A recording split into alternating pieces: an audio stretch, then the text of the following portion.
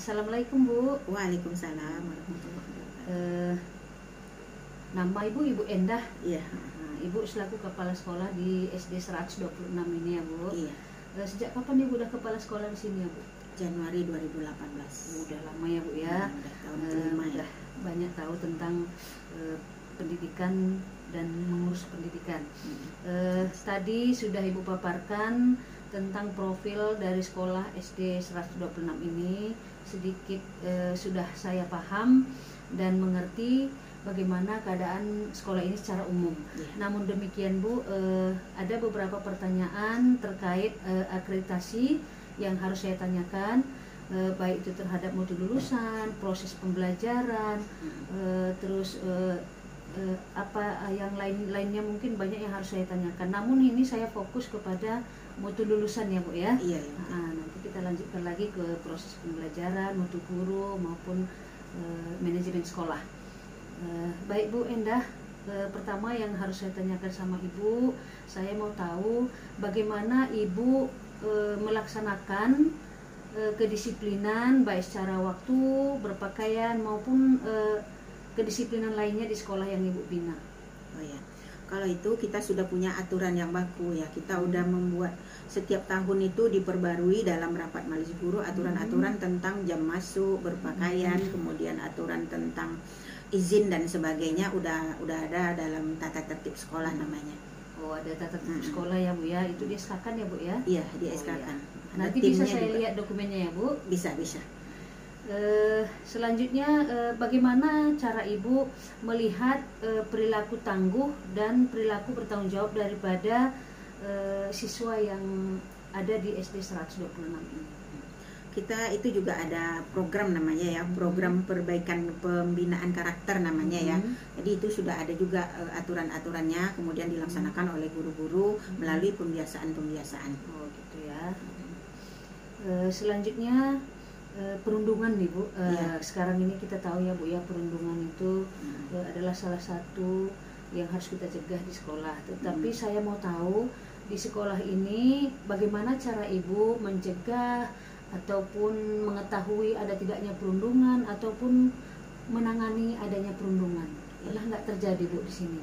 Oh gitu. Kalau untuk mendeteksi adanya perundungan, kita akan punya guru kelas yang setiap hari, setiap saat memantau siswa-siswa ya.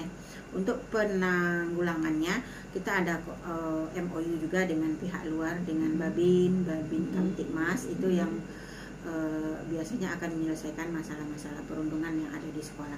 Tapi alhamdulillah sampai saat ini di sekolah saya tuh yang namanya perundungan itu mungkin kecil-kecil ada ya, tapi dapat diselesaikan oleh wali kelas masing-masing.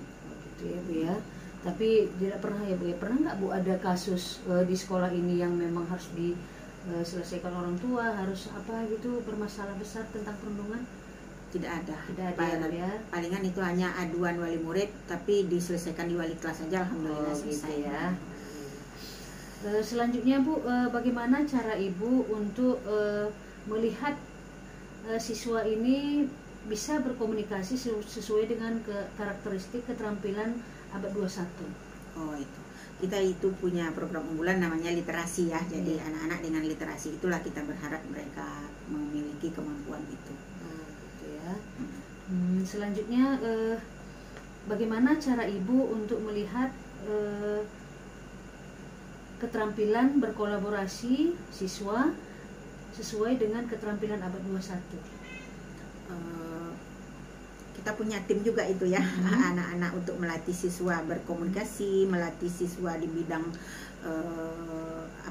berkomunikasi. Kemudian ada juga tim karena ANBK ya, ada tim literasi, ada tim numerasi namanya. Jadi di sekolah sudah ada timnya masing-masing.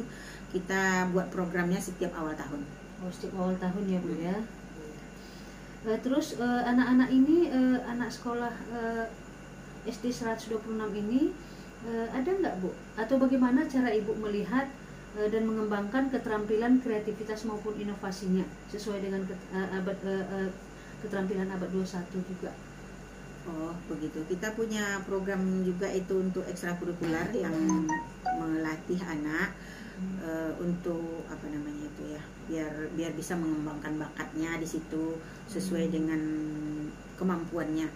Jadi di guru kelas itu sudah punya catatan-catatan, kemudian dilatih nanti di ekstrakurikuler. Oh gitu ya. Bagaimana cara ibu untuk melihat kemampuan mengekspresikan diri maupun berkreasi dalam pengembangan minat dan bakat daripada anak-anak? Itu biasanya kita ikutkan mereka dalam beraneka macam lomba, misalnya lomba seni atau olahraga. Kemudian juga dalam hari-hari besar keagamaan kita mengadakan lomba-lomba. Nanti dari sana kita dapat mendeteksi anak-anak yang memang punya bakat di. Udah ada pernah enggak Bu yang entah pertandingan yang diikuti oleh anak-anak berhubungan dengan minat dan bakat? Sudah sering sekali, kan setiap tahun agenda dari dinas juga ada tuh, O2SN dan FL2SN. Insya Allah kita ikut selalu. Oh ya. Bagaimana Bu Ibu menilai peningkatan prestasi belajar dari anak-anak di sekolah ini? Biasanya setiap tahun, akhir tahun kita itu rapat dengan guru-guru melihat hasil capaian siswa.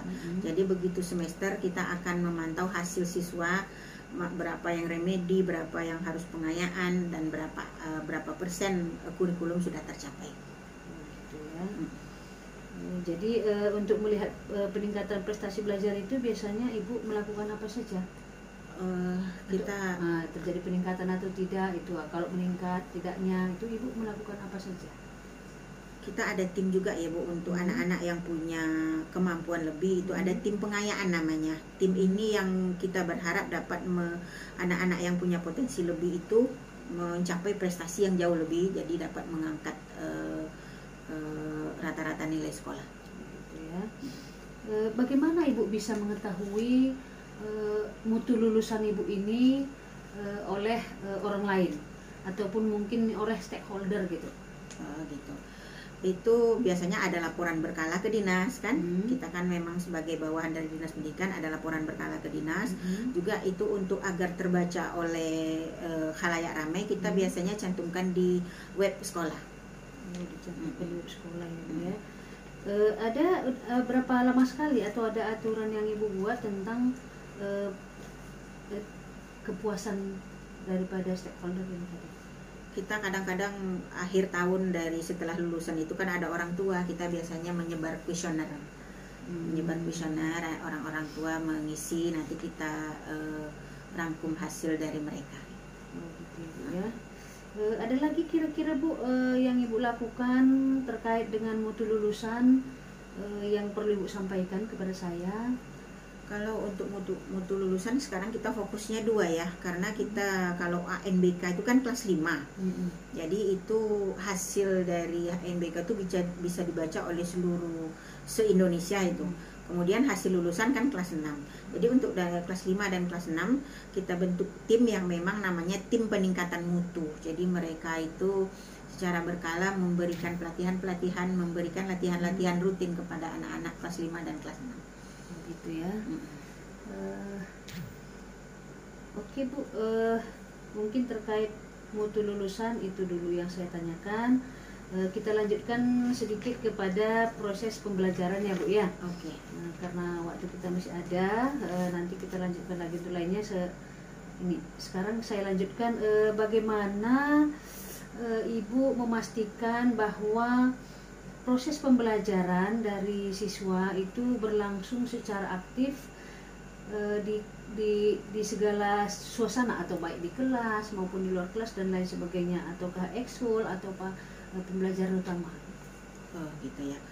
Ada tim kurikulum namanya. Tim kurikulum itu dia tugasnya itu memantau bahwa proses belajar sesuai dengan apa yang sudah diharapkan. Kemudian saya selaku kepala sekolah juga melakukan supervisi yang berkelanjutan. Supervisi ya Bu, Ibu lakukan ya. Itu berapa lama sekali dilakukan? Ada waktu atau bagaimana Ibu cara biasanya mengaturnya?